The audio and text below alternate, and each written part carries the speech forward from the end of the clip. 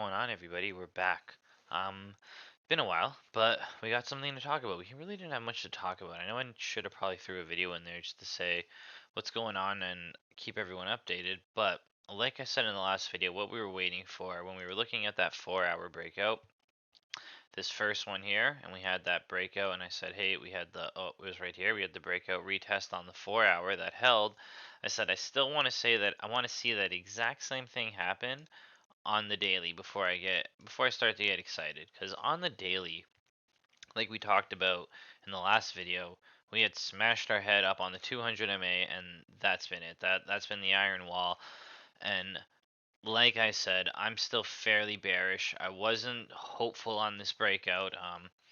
I know we had the retest on the 4-hour that held. I still wasn't super excited. I still think we need more boring sideways action. Allow these moving averages kind of to squeeze a little bit and just allow price kind of like calm down, see some healthy movement in the chart. I'm sad. I wanted us to spend that time down here. We might not. We might spend it in here going sideways.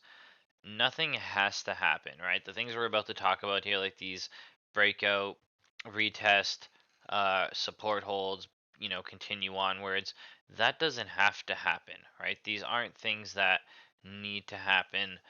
They're just things that we kind of look for that tend to repeat. So we saw it on the 4-hour breakout, retest, the retest held, and we entered, right? I said if I was a day trader, that's what I'm looking for. That's where I would have entered along. I don't enter it on the breakout, I enter it on the retest.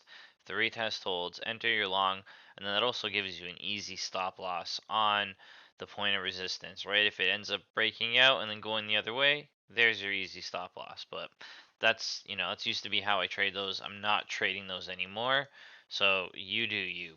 Um, but what we're seeing here is we're seeing the same thing happen on the daily, right?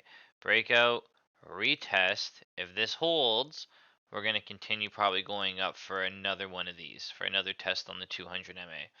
Could shoot through right away. I would say probably reject it again, only because I'm still bearish. I still think we come back down and do some more squiggly nonsense, just shooting around, going sideways.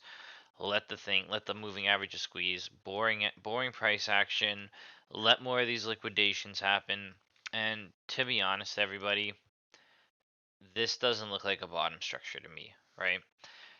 Does it have to look like every other bottom structure? No, it doesn't. But this doesn't look like a bottom structure. I'm still waiting for a big wick down. I'm still waiting for some sort of like super scary moment that nobody saw coming. These were pretty three obvious moves down that everyone was waiting for. I'm waiting for the one that blindsides everybody. Then I can say, great, perfect bottom structure. Let's put in a long-term long position and wait, or let's hammer our buys, our last-minute buys. Accumulation phase is over. It's going to start to go up. I want to spend more time accumulating, right? I haven't hammered all my positions yet. I'm spin like DCAing in nice and slowly. The more we spend down here, the better it is for me, right? I'm excited when we're down in these price range. If we start to jump back up and I gotta like FOMO buy in, that sucks, right? Could be wrong. I'm not saying I'm a perfect TA trader here, but I'm giving you guys my thoughts and opinions always. And what I'm still thinking is we come back down. I'm still thinking we have more time to dollar cost average, even if that dollar cost average isn't in our nice 20 to 16K range.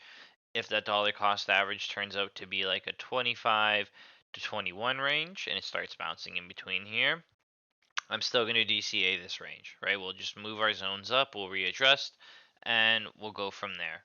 But until I see this type of thing kind of hold, until I see this moving average break, I'm not too excited. If we do see this moving average break and we get up to 25K, we're having a different conversation, right? We're looking for a 25K break, come down, retest the moving average, probably at around 24K, and then take off from there. That would be huge. Then we get a golden cross at around 30K. That might be perfect. That might be perfect structure to take off. But that's hopeful thinking if we get there. If we get there, we'll evaluate and we'll look at it. One thing also I want to talk about really quick is if one thing we've been looking at on the daily chart on XRP has been Jen McCaleb sales. And on the Friday, on the 22nd, I think we still had, I think we had a green day. I think it was the first Friday in a long time. Yeah, had the green day. We didn't have any sales, so I wanted to point that out there that that was the first time in a while that Jed's always been selling on the Friday, and that, well, sorry, I shouldn't say Jed. The mystery seller's been selling on the Friday, and the sale didn't come in today, or it didn't come in on the Friday.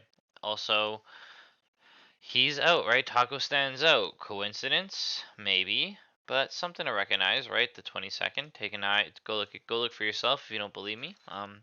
Pretty interesting. But that's pretty much it. That's all I really wanted to talk about. It's not going to be a long video. Sorry I haven't updated you, but it really played out like we were looking for. The last video we were looking at the 4 hour. We said, hey, we broke out, retest. We want to see the retest hold. If the retest holds, that's where you went to your positions. That's where you take your long. Hopefully, if anybody did take their long, they took their profit. What is that? Where's our measurement guy? Oh, here he is. What do we get? Oh, 7%. We got a quick little 7% long. If you would have taken that, that would have been not bad. But again, that's not what I'm doing right now. I'm not actively trading.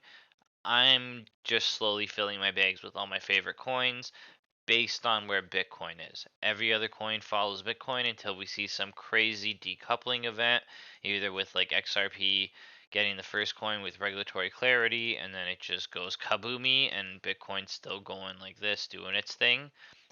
Once we see like some decoupling event, then I'm going to start charting these are altcoins differently. Right now, they're all in the same boat as Bitcoin, right? Everything follows Bitcoin. XRP a lot less since it's a lot less liquid right now, since there's a lot less people able to trade it with all these exchanges delisting it. However, the premise still stands. Bitcoin is king. We all follow Bitcoin. Bitcoin is what I'm charting. When Bitcoin comes down here, I'm DCing into my altcoins. If we end up, doing our little, this becomes our new zone in here, then I'm going to DCA here, right? We'll make a new line somewhere. We'll figure it out, say, oh, okay, anything under here, anything under 23K, we're buying, right? We'll figure it out then. We're not going to jump the gun. When it gets there, we'll evaluate, make a new buy zone. But for now, I'm hoping we come back down. Maybe that's a greedy move for me, but I hope we come back down. I want to spend more time around 20K. Those are good prices for me. I like buying around there. Let's stay there and let me buy more. Come on, Bitcoin, go down. Let's stay bearish. Later, everybody. Have a great rest of your weekend.